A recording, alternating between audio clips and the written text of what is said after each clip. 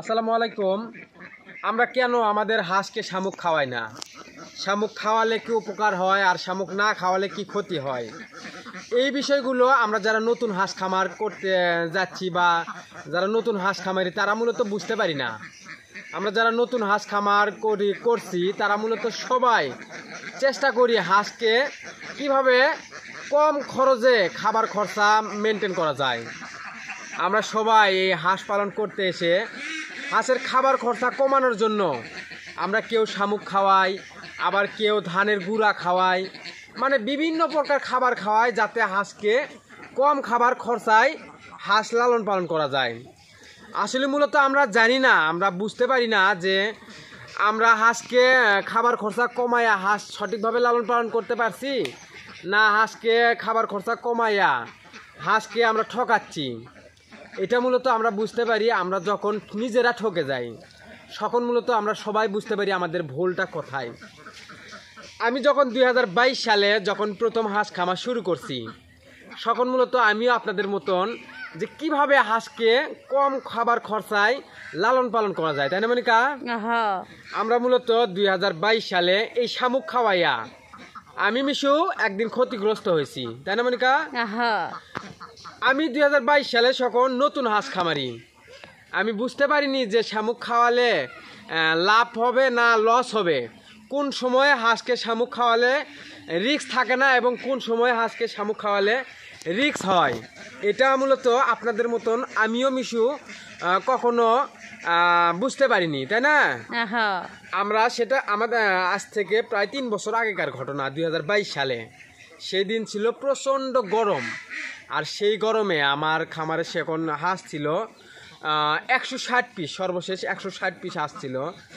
ওই হাঁসকে আমি আমার এই যে এই নদীর পাশে, ওই পাশে একটা বড় নদী আছে, সেই নদীর থেকে আমি আর আমার আব্বা মিলে দুইজনে মিলে তৌরনে গেছি, যায় প্রায় 25 থেকে 30 কেজি শামুক মেরে নিয়ে যাচ্ছিলাম।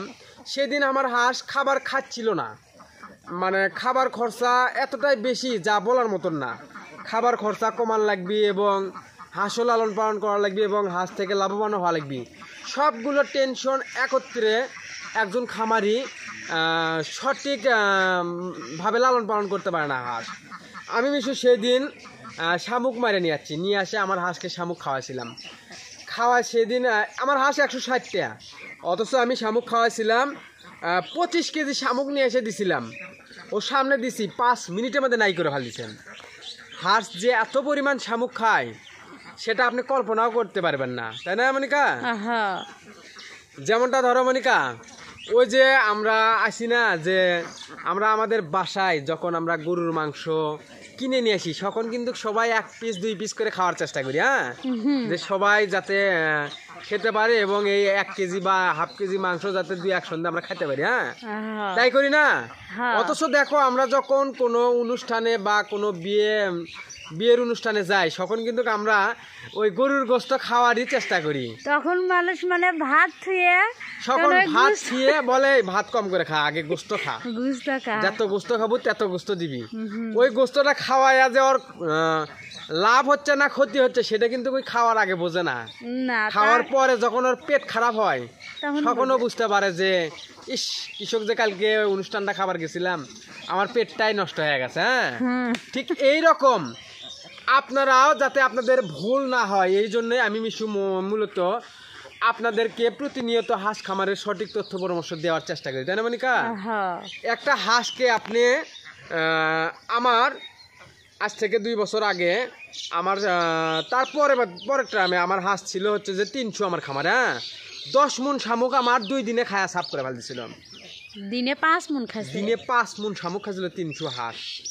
আর একটা খামারি যখন না জেনে না বুঝে খাবার খরচা কমানোর জন্য হুটহাট করে শামুক নিয়ে এসে হাঁসকে খাওয়াবি, হ্যাঁ, হাঁসকে যত শামুকই দিবি হাঁস খায়া সাফ করবি, কিন্তু ওই হাঁসকে হুট করে যখন শামুক খাওয়াবি ওই হাঁসটা যে অসুস্থ হয়ে পড়বি না তার কি নিশ্চয়তা আছে মনিকা? এই শামুক হচ্ছে আমরা মানুষ যেমন গরুর গোশত খাই, এই গরুর গোশততে যে পরিমাণ প্রোটিন বা পুষ্টিকর উপাদানগুলো আছে ঠিক একই রকম হাঁসের জন্য এই শামুকে সেই রকম পুষ্টিকর উপাদানগুলো আছে, তাই না? যখন আপনি আপনার হাঁসকে নিয়মের বাইরে অনিয়ম করে হুটহাট করে একদিন অতিরিক্ত শামুক খাওয়াবেন, আপনার হাঁস 100% অসুস্থ হয়ে যাবে, তাই না?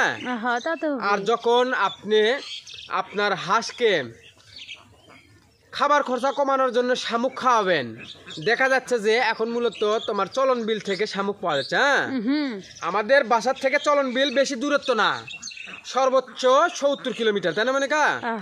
আমরা চাইলে কিন্তু আমরা শামুক নিয়ে এসে খাওয়াতে পারতাম, পারি। হ্যাঁ, কিন্তু আমরা খাওয়াই না কেন?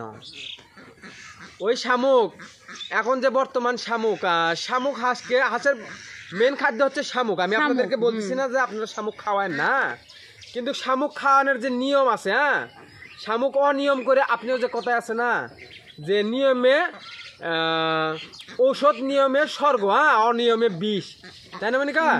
ঠিক একই রকম এই শামুকও এই নিয়মে অমৃত, অনিয়মে বিষ। হ্যাঁ, এখন বর্তমান মূলত দেখা যাচ্ছে যে চলন বিল থেকে অনেকেই শামুক তোমার নিয়ে খামারে খাওয়াচ্ছে। হ্যাঁ, পরশুদিন কুমিল্লা থেকে এক ভাই আমাকে ফোন দিছে, ভাই আমি তো প্রায় 1 গাড়ি শামুকের অর্ডার করছি, ওই শামুক খাওয়ায় তো আমি কোনো লাভ করতে পারলাম না। বলে, আমি বললাম কে ভাই, কি সমস্যা কি? আমাকে বলতেছে যে ভাই 1 গাড়ি শামুক নিছি, সেই শামুকের 70% শামুক মোরা, 70% শামুক পোষা, এবং 70% শামুকই ওই যে তোমার ওর ভিতর কিচ্ছু নাই, কেদা দিয়ে ভরা। আমাকে বলতেছে যে ভাই এই শামুক আমি কি করবো? এই শামুক নিয়ে এসে আমি এক পুষ্কুনিতে ছেড়ে দিছি, বেমাক শামুক আমার ভেসে গেছে গা। আমি বললাম যে ভাই তরতাজা শামুক কখনো ভেসে যায় না। যখন আপনি মোরা পচা শামুক নিয়ে এসে কোনো পুষ্কুনিতে ছাড়বেন, ওই পুষ্কুনির ওই পচা শামুকের কারণে আপনার ওই পুষ্কুনির মাছ শুদ্ধ আপনার নষ্ট হয়ে যেতে পারে, তাই না? আপনারা শামুক খাওয়াবেন, আমি বলতেছি না শামুক খাওয়ান না। শামুক কাদের জন্য? শামুক মূলত যারা চলন বিলের আশেপাশে আছে তাদের জন্য শামুক, তাই না? যে আমি আজকে শামুক নিয়ে যাচ্ছি, এই শামুকটা আজকে এবং কালকে খাওয়াবো, তাদের জন্য শামুক ঠিক আছে। হ্যাঁ, আপনার বাসা ওই কুমিল্লা, আপনি শামুক নিয়ে যাচ্ছেন সিরাজগঞ্জের চলন বিল থেকে, আপনার শামুকটা মারতেছে আজকে, সেই শামুকটা সারা রাত তোমার থাকতেছে কার ভিতর? নৌকার ভিতর, তাই না? নৌকার ভিতর থাকতেছে, পরের দিন আবার ওই শামুকটা করতেছে কি, তোমার বস্তা লোড করে ট্রাকে করে আরো একদিন পরে ওই খামারির হাতত দিচ্ছে। সেক্ষেত্রে দেখা যাচ্ছে যে শামুক এমনিতেই তো মরা পচা, আবার এই 2 দিনে থাকে আরো পচা মরা হয়ে গেছে। ওই শামুকটা যখন কোনো খামারের খাবার খরচা কমানোর জন্য ওই শামুকটা নিয়ে খাওয়াবি, তখন ওই খামারি লাভের চাইতে ক্ষতির শিকার হবে, তাই না মনিকা? তা তো হবেই। এই শামুক আপনি খাওয়াতে পারবেন, আপনার বাড়ির আশেপাশে খাল বিলে শামুক আছে, সচরাচর একই নিয়মে প্রতিদিন 1টা 2টা যেটা পাচ্ছে, হ্যাঁ, সেই নিয়মে আপনি খাওয়ান, কোনো সমস্যা নাই।